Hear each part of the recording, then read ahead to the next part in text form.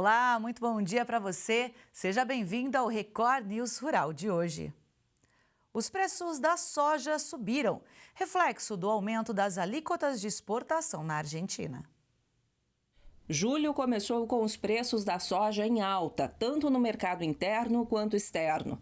A valorização vem da ampliação das retenções, as alíquotas de exportação na Argentina. Segundo pesquisadores do CPEA, esse cenário tende a redirecionar parte da demanda internacional aos Estados Unidos e ao Brasil. A soja e os derivados são alguns dos produtos agrícolas que sofreram taxações mais altas. Desde 1º de julho, passou a vigorar a taxa de 33% para a soja, contra 26% desde janeiro, e de 31% para o farelo e para o óleo de soja, acima dos 24,5% praticadas até 30 de junho. A queda do dólar no mercado interno também limitou as altas das cotações. Em junho, o dólar foi cotado à média de R$ 5,53, a menor desde junho do ano passado. A moeda norte-americana desvalorizada tende a desestimular as exportações nacionais. Os preços do milho estão nos menores patamares do ano e, com a colheita em andamento, já tem restrição na armazenagem.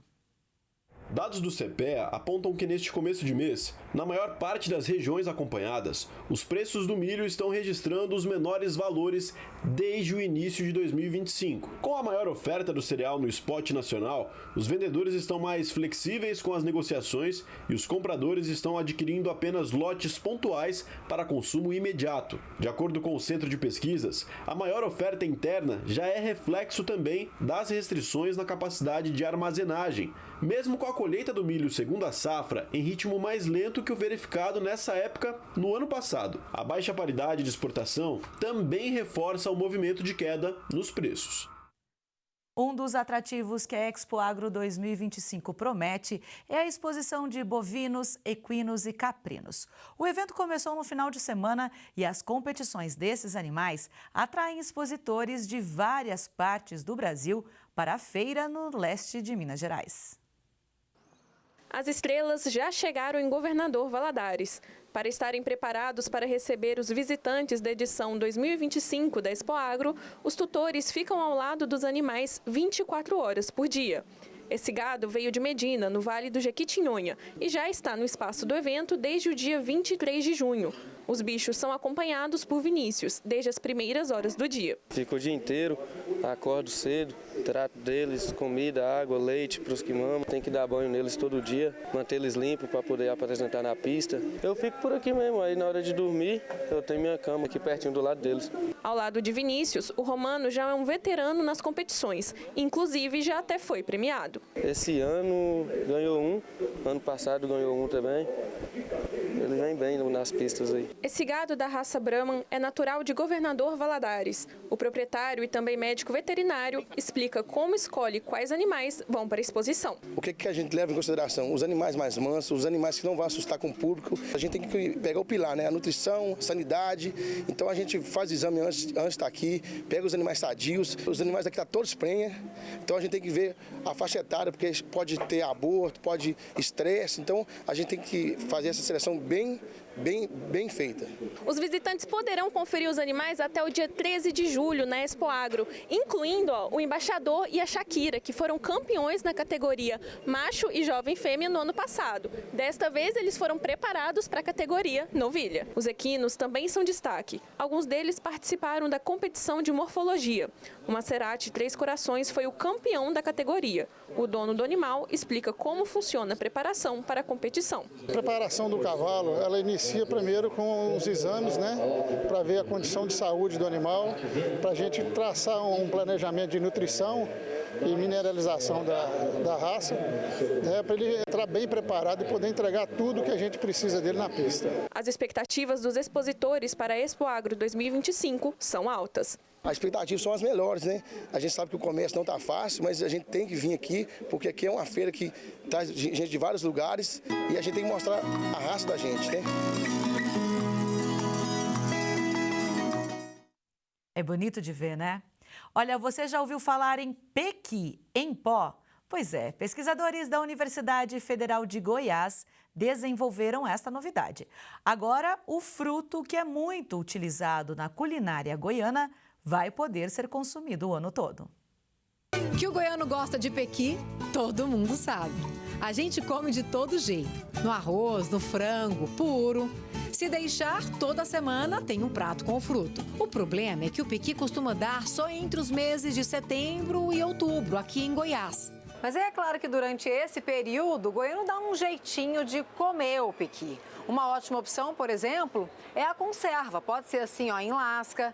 Pode ser também do molho de pequi, que é uma opção, ou até mesmo ele congelado. Que aí a gente mata a vontade de comer aquele pequizinho na panela, com frango. Tem de todo tipo, tem ele menorzinho. Olha esse aqui, enorme. De respeito esse, hein? Deu água na boca. Mas para ele ficar gostoso mesmo, tem que ser assim, embalado a vácuo. E aí, dá trabalho, ocupa espaço. E foi pensando em facilitar a nossa vida que um grupo de alunos e professores da Escola de Agronomia da Universidade Federal de Goiás desenvolveu o pequi em pó. Isso mesmo, com tudo que tem direito: cheiro, cor e sabor. O produto em pó, ele é mais versátil. Por exemplo, você consegue transportar ele a longas distâncias, você consegue vender em mercados internacionais. Inclusive, por exemplo, supor uma empresa que produz uma maionese, em vez de estar usando polpa, o óleo de pequi, utiliza na formulação um produto em pó, que é mais fácil de fazer mistura. O professor explica que o fruto é rico em vitaminas A, C e E. E o pó mantém todas essas propriedades. Ele pode até mesmo ser usado pela indústria farmacêutica, já que o pequi é um excelente antioxidante natural. Por exemplo, imagine uma cápsula com pó de pequi e que libera de forma controlada todos esses compostos bioativos antioxidantes no organismo. Uma forma de estabelecer o produto e ele permanece estável. A pesquisa começou há 2 anos e tudo é feito nessa máquina. Aqui eu tenho a polpa do pequi. Essa polpa, ela percorre o equipamento pela essa mangueira e ela entra aqui. A partir do momento que ela entra aqui, ela vai sofrer a ação da temperatura e de uma alta pressão. Vai passar pelo equipamento e o pó mais fino e mais leve, ele chega aqui nessa outra câmara e cai exatamente aqui. Isso aqui já é o produto final, pronto para o consumo. Agora está na fase de apresentação para a indústria e ver como vai ser a aceitação. Mas no que depender dos goianos, o pó do pequi já está aprovadíssimo. Com certeza ia ser mais prático, porque eu não precisaria colocar no freezer, economizaria energia e eu teria ele todos os dias para dar sabor na comida. Faz no arroz, faz no frango, vai ficar uma delícia. Você gosta de pequi? Demais da conta. Que goiano que não gosta de pequi com frango? É bom demais da conta aí. Deu água na boca, né? Olha, um trabalho artesanal transforma peles em couro de alta qualidade. Em Uberaba, Minas Gerais, um profissional mantém o processo manual para o curtimento do couro, aliando tradição e sustentabilidade.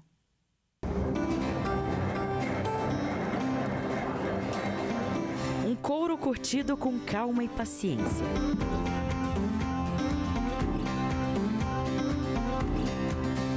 Em Uberaba, um conhecimento quase esquecido resiste. Onde muitos só veem pele, aqui o material ganha forma e textura. Por mais de 2 décadas, Edivaldo trabalhou com um homem que ele se refere como o libanês, antigo chefe que virou mestre. Foi com ele que aprendeu praticamente tudo o que sabe sobre o curtume artesanal. Desde 1988 eu comecei a trabalhar com libanês, né? Aí o libanês, eu fiquei com ele até 2014. Aí aprendi o artesanato mesmo, foi com ele, como curtia, como que produto que usava para não agredir o meio ambiente, fazer o mínimo possível, né? O trabalho que sustenta a família e uma tradição. No curtume do Edivaldo, quase tudo é manual e novidade para muita gente que atua no mercado. Eu uso as técnicas que, às vezes, muitos curtumes grandes nem imaginam que isso existe. E as peles que eu faço, sai um artigo de primeiro, tanto a sola, o meio curtume, a vaqueta, tudo que eu faço, sai mercadoria tudo de primeira, bom? Assim que a pele chega fresca, salgada ou resfriada, é hora da transformação. Se for para tapete, ele chega em sangue para mim do frigorífico. Aí ele chega em sangue, eu lavo o sangue e começa a descarnação dele, né? A gente chama de cavalete. Eu até vou mostrar para vocês, é manual. Tem uma faca, que inclusive essa faca também é herança do libanês. E eu limpo tudo, fala lonquear. Eu lonqueio o couro todo, tiro a carne para fazer o curtimento. Olhando, parece um ritual. Arte milenar de modificar o couro. Manusear o produto não requer só força. Cada etapa exige precisão. Apenas um descuido pode transformar dias de trabalho em prejuízo. Na hora de você descarnar também, se você não tiver amor ali, se você empurrar muita faca no couro, ela afunda e corta o couro. Agora você já imaginou, você tá lá descarnando um couro de um cliente, de um boi dele lá de estimação igual vem, e você vai e fura o couro do cara bem no meio? Então é uma responsabilidade muito grande. E se a química moderna domina a indústria, no curtume artesanal é a natureza que dá conta. O esterco de galinha, por exemplo, é peça-chave. Aí ajuda a maciar o couro, ajuda a abrir os poros dos couro, fazendo o couro ficar bem mais macio para entrar os outros produtos, né? Aí depois eu entro com sulfato de alumínio, aí eu entro com o vegetal, que é o tanino, né? Para fazer o curtimento. Se nas grandes fábricas o couro é somente mercadoria, aqui ele carrega memória. As marcas, os detalhes, os traços da natureza são identidade e fazem de cada peça única impossível de ser replicada. Quando eu vendo um couro, um tapete ou uma sola que a pessoa me elogia, que fala que é um produto muito bom, já mandei couro para fora do país. Então, para a gente é muito gratificante. O curtumeiro também se preocupa com o meio ambiente. O local tem sistema próprio de tratamento de água e descarte, tudo regularizado. Para entregar sempre um produto de qualidade, Edivaldo conta somente com a ajuda da esposa e de um filho no processo. Esse tempo atrás eu até comprei 80 couro de búfalo. E aí tive que arrumar gente, porque esse é muito trabalhoso, porque eles são grossos, chega até ele fala 8 centímetros de grossura, couro muito pesado. E quando chega um tapete grande desses Nelore pintado, couro de 1000 quilos, para mim é muito sacrificoso, porque sozinho, para descarnar, para limpar, para rebaixar, até chegar no ponto que eu deixo ele, mas no final, igual hoje, eu vou entregar para o dono. Além do tapete, tem ainda cintos, vaquetas, botinas, couro para tamborete e até suplás, feitos de retalhos do couro. Nada se perde. A gente manda para os artesãos, eles fazem, a gente põe na loja. Então quer dizer que isso é uma corrente. Eu ajudo uma pessoa, outra ajuda o outro e a gente vai criando essa rede, né? Um ajudando um artesão, outro ajudando o outro, mas para mim é muito gratificante. Uma paixão, muitos desafios. A falta de incentivo, de mão de obra e o peso de uma profissão que exige mais do corpo a cada dia. Eu estou com 54 anos, estou novo, na verdade, mas o serviço é muito pesado, eu já não estou conseguindo mais. Eu sinto muita dor nos braços, muita dor nas pernas, minha coluna já não é boa mais. Então vai indo, você não aguenta. Edivaldo tem esperança que o ofício não se perca em meio a tanta tecnologia e aposta no neto, ainda criança, para quem sabe um dia continuar esse legado. Ele está com 8 anos, ensinar para ele, porque assim, eu não aprendi nada na escola, nada, foi tudo na prática aqui dentro com o libanês, sabe? Eu fui vendo, eu ia fazer uma coisa, dava errado, eu ia experimentando, mas eu assim, não vou desistir não.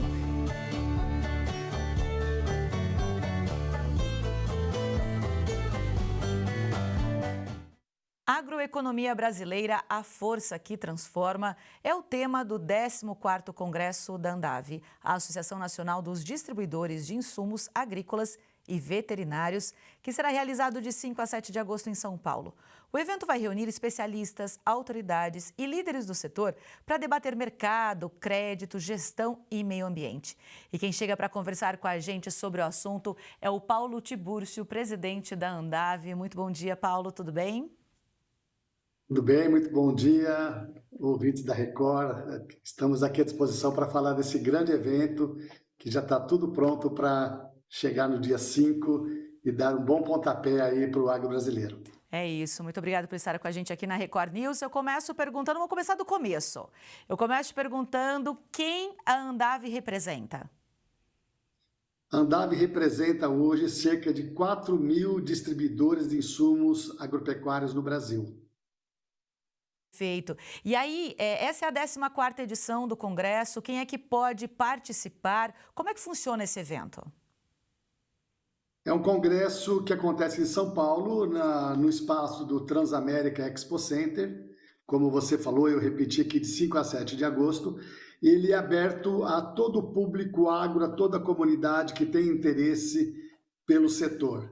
Bom, a É gente... um evento que ele tem uma grande área de feira de exposição de empresas, mais de 250 marcas, e dentro desse grande espaço, uma plenária para palestras com conteúdo para 3 dias, uma plenária de 1.300 lugares. Bom, é interessante, então, que é um misto de muitos eventos que a gente vê por aí, né? Tem a parte de discussão, tem a parte de especialistas, de representantes do setor, mas também tem os estandes das marcas, dos distribuidores, das empresas, aliando aí conhecimento com produto, com soluções. Sim, são 3 dias em que mais de 250 empresas levam seus produtos, seus lançamentos, suas novidades para uma feira que ocupa um espaço, Ingrid, de 2,5 hectares, ou seja, de um alqueire, 25 mil metros quadrados de espaço dentro de São Paulo, com mais de 250 marcas. Então, assim, é muita troca de informação. A feira acontece no mesmo momento que a plenária tem suas palestras, e a gente começa esse evento todos os dias por volta das 9 horas da manhã, um conteúdo de palestras até às 5 horas da tarde, e a feira se estende até às 10 horas da noite para receber todo o público que possa estar conosco nesse grande evento.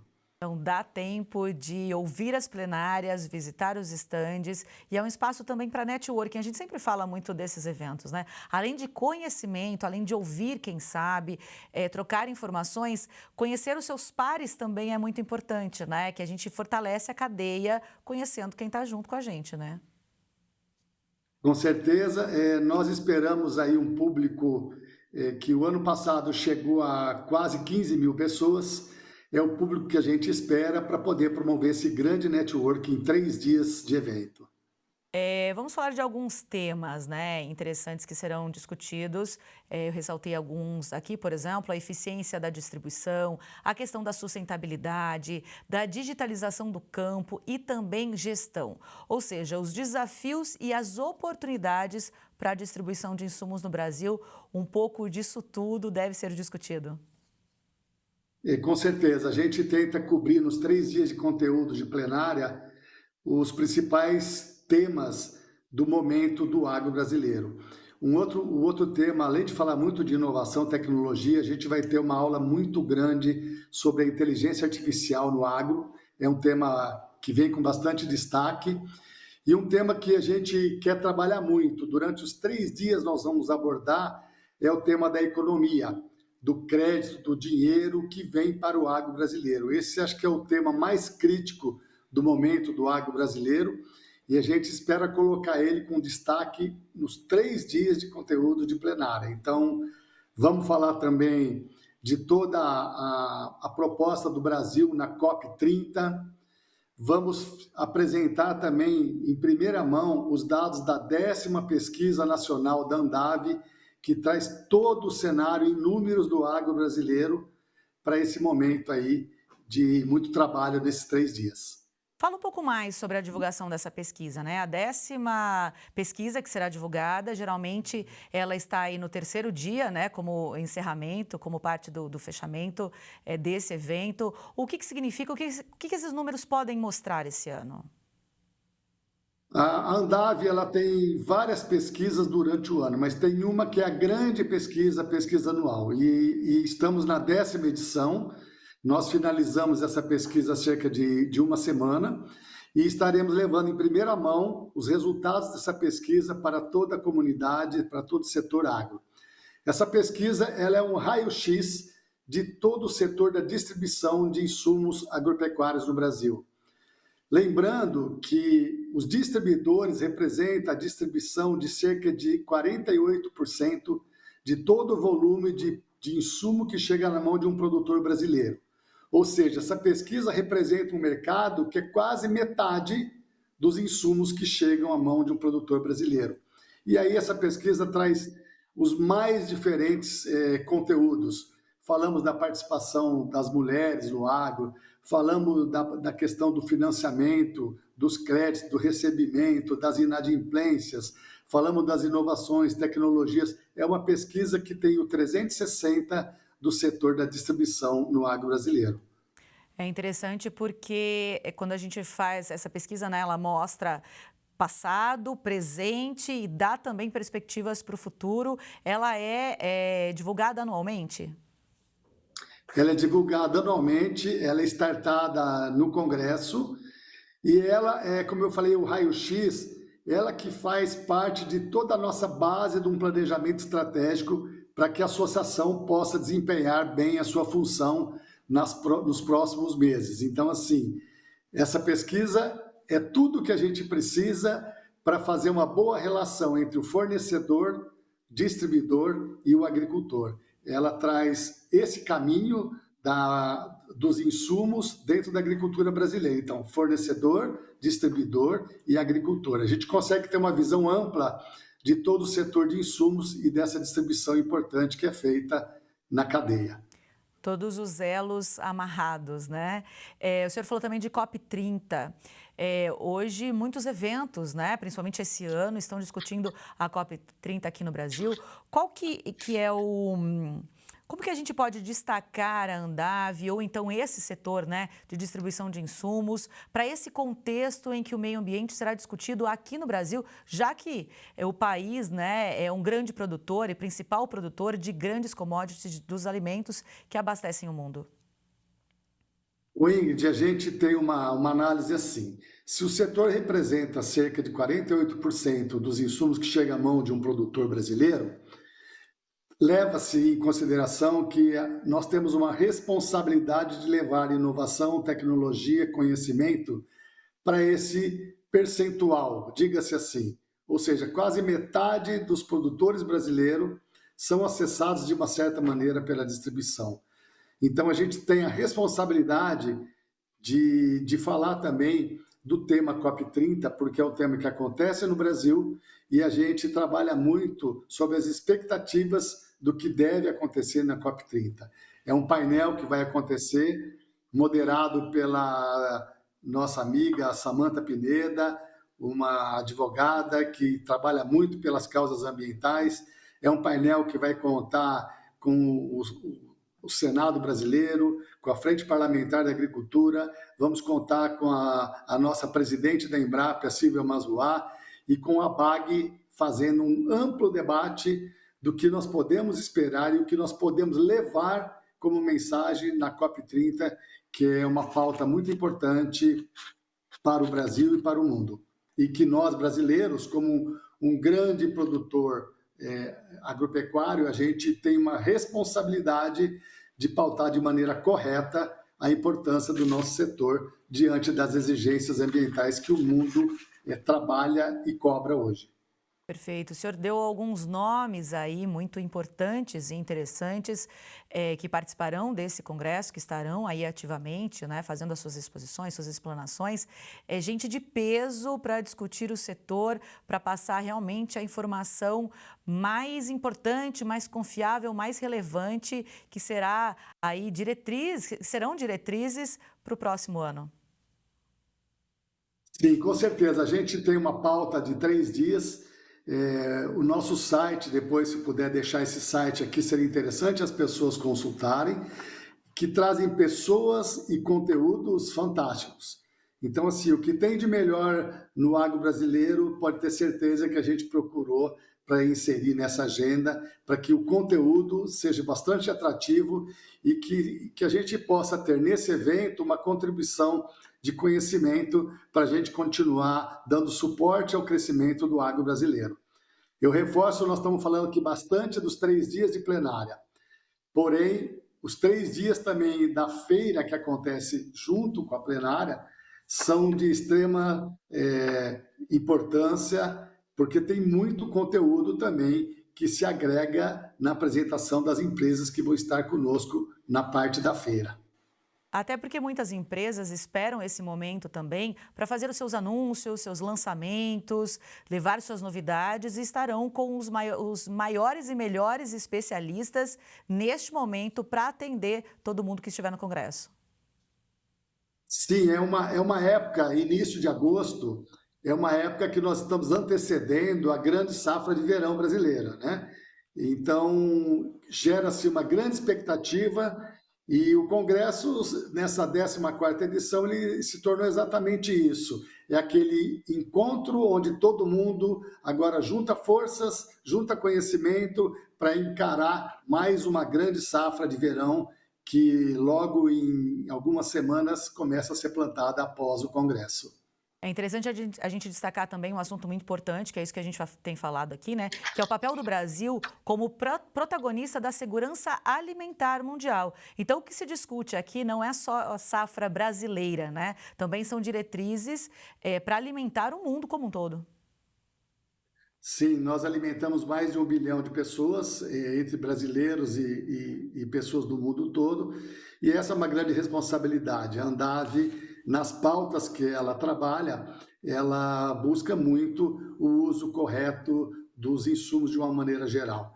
E essa é a ligação que nós temos com a responsabilidade de produzir alimentos saudáveis para que a gente possa alimentar o mundo, mas também respeitando as questões ambientais e respeitando toda a necessidade que o ser humano tem para com a alimentação.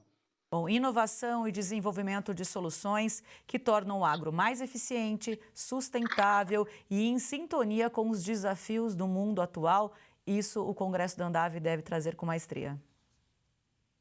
Sim, e além de todos esses temas, Ingrid, nós vamos trabalhar também uma parte muito grande na questão de governança. Governança que engloba, como um todo, vários conceitos de uma boa administração de negócios, seja fora da porteira ou dentro da porteira.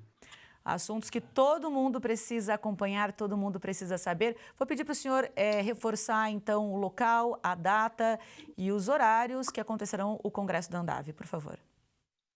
Então, falamos da 14ª edição do Congresso, que acontece de 5 a 7 de agosto, no Transamérica Expo Center, na cidade de São Paulo. E um evento que tem a sua agenda bastante detalhada no site eventosandav.com.br. Lá vocês encontram toda a descrição da plenária, das empresas que vão estar conosco fazendo sua exposição, seus lançamentos de produto. E é uma feira assim, que eu recomendo a todos, porque trata-se nada mais do que o maior evento da distribuição de insumos agropecuários do mundo, não só do Brasil. É isso. Então, vai ser um prazer poder receber quem puder estar conosco nesse grande evento. Perfeito, Paulo. Muitíssimo obrigada pela sua participação. A gente continua acompanhando esse evento e também, né, todas as notícias ligadas ao insumo, porque é só com isso e com a evolução, com a tecnologia, o desenvolvimento de insumos cada vez melhores e mais aprimorados, digamos assim, que a gente vê a agricultura, a agropecuária brasileira se desenvolvendo e chegando no patamar onde está, né? Sim, agradeço a oportunidade, Ingrid, a toda a Record News, pelo apoio e pelo trabalho magnífico que vocês fazem pelo agro brasileiro. Muito obrigado.